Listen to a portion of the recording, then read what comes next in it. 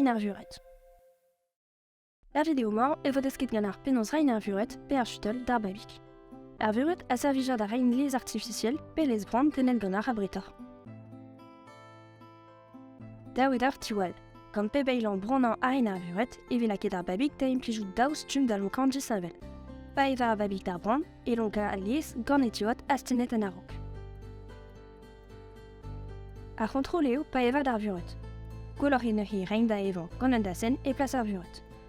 E sor vod ar babik kompren.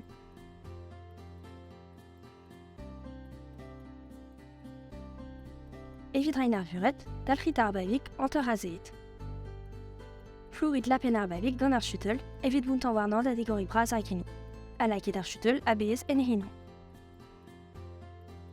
Genou ar babik at lebe an leun gant ar chutel. Diwalit emañ ar vuret stouet a war evit man e vefe ket ar chutel. Ur pred at lefe padout war dro ugen minuten.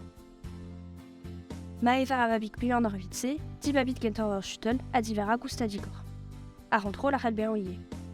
Evan gant ar vuret a laka a liez ar babik da lonkan muioc'h air. Pa e chugantan evan, laket anean en e blanc, a stouet anean un tammik an arok, en ar lopetat e gein evit chikouranian da veugal. Ze ar c'hall ben gretille e keaz ur pred, ma zantit eo direjet ar babik gant ar vulen air zaret.